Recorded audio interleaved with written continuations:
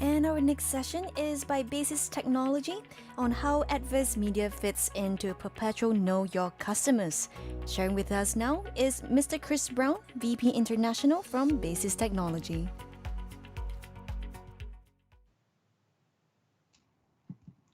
Good morning, good afternoon, everyone. As I said, my name is Chris Brown, and welcome to my session.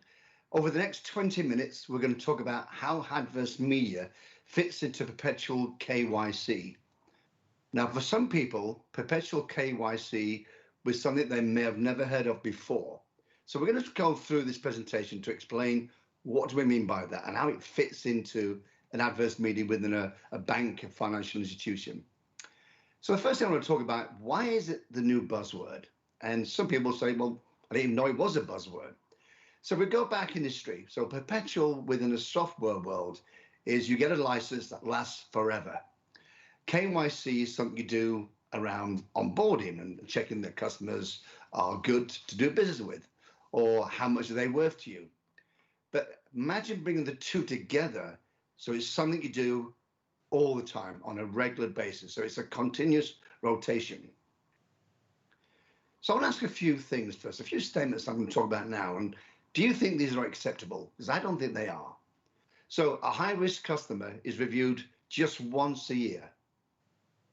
A low-risk customer is reviewed once every 5 years. And I want to talk about that as we go through, but just because someone was a low-risk customer 5 years ago or 2 years ago doesn't mean they're not high risk now. Knowledge of hidden risk in the back book, so that you actually know there's problems in your back book, but do nothing about it. And what's alarmed me lately is I've been talking to a number of banks, and they're getting over 99% of false positives. That's scary. So, here's an example. We've been talking to a number of banks, but here's one bank, and I'm obviously not going to say who it is, but this is their profile of what they're doing today. So during their onboarding, they get about 1 million new customers a year. So they're doing the KYC, so that's immediate. So it's coming through part of their onboarding. And then they get into their risk profile. And they typically have around 15% or a high risk, medium 35, low risk 6 to 3.5%. So roughly 15,000 in high risk and around 350 are in medium risk. Then you go to the back book. Now they've got 17 million customers, much bigger than the onboarding. So they're doing KY checks on high risk once a year, medium 2 years, low risk 5 years.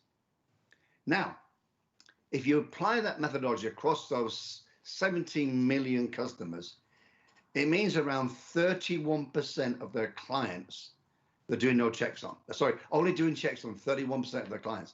So nearly 70% of those are not checked for risk. That's very risky. 80% of the low risk customers are not checked, and does low risk equal no risk?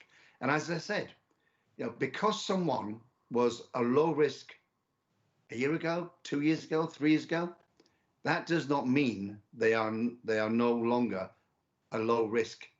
It's a very difficult problem. And also a lot of manual checks. We met some banks, the way they do adverse media is they got 1 or 2 people using Google to try and find things, and the false positives they get is through the roof. So what I want to talk about is, can artificial intelligence help? And of course, from a technology person, the answer is going to be yes. And we do believe that. It's not just a word. But of course, there's lots of confusion in the marketplace. There's so many different terminologies. Everyone goes, what do you mean by this? What do you mean by that? So I'd like to just try and clear one thing up around adverse media. So most banks think about this as negative news. And they sort of do go together, but not totally 100%. But it is really looking at bad and negative about a customer or a business from various sources. And the various sources can be a real pain. And then possibly revealing someone being involved in crime, or even more smarter is someone they are linked with that's involved in crime. So maybe this person you've got is just being used as a front person. So we need to really work on that. And of course, coming back to the know your customer, it's like a jigsaw puzzle. You can have all these great jigsaws and got great pictures and you get great feeling from putting them together. But how frustrating is at the end of it, you've got one or two pieces missing, so you don't have a full picture. It's the same with Know Your Customer. If you don't have every piece of information available to you, you don't get a full spectrum of what you know about that client. So you have lots of efforts to verify a customer's identity or their activities because the data is just so much. Trying to access their risk and liability. Are they stable? Are they loyal? These are all key questions, but very difficult to answer. And then can you make them fit into one anti-money laundering or anti-fraud policy? It is a difficult challenge, but not impossible. So Perpetual KYC is really that simple. You eat, you sleep, you check, and most importantly, repeat, repeat, repeat. Now, of course, of all these things, this great technology, you get lots of pain points around variety and volume. So you got lots of variety about data sources. I know some banks have got over 30 to 40 different data sources coming in from different sources, different suppliers. So trying to bring all those together is very difficult, which brings in a vast volume of data. And now we're in a multicultural, multilingual environment. So it's not just English coming through. It's all these different languages. How do you deal with that? And then we've got so many different customers, both in as a person or a business. How do you deal with that? And then the volume, we just saw 17 million. That's not exactly a huge bank, but it's still a lot. I know one bank who's getting 22,000 alerts a day and only 5 investigators. So how do you manage that? And then all these different systems, can you make them work together? And finally, I've talked about this before, the false positives is just going bigger and bigger and bigger. We've got to use smarter technology, the smarter processes. So why is adverse media key to a perpetual KYC? Really simple. Things are not static. They constantly move. So we've got to move with them. Criminals are getting smarter. If they find out that they're on a watch list, they could use somebody else who's not on a watch list. Hence why I said someone who was a low risk previously may not be low risk now. And of course, we're now in a world of COVID. So we're now doing virtual and digital onboarding. So that becomes even more of a risk to work out. And again, we come back to that. Can artificial intelligence help? And of course, we always say yes, yes, and yes, and yes, yes, yes, and yes. So I don't like the word promise, but I'll talk about this. What if I told you using technology, you can review your entire customer base monthly, weekly, even daily if you wanted to find real risk in adverse media coverage.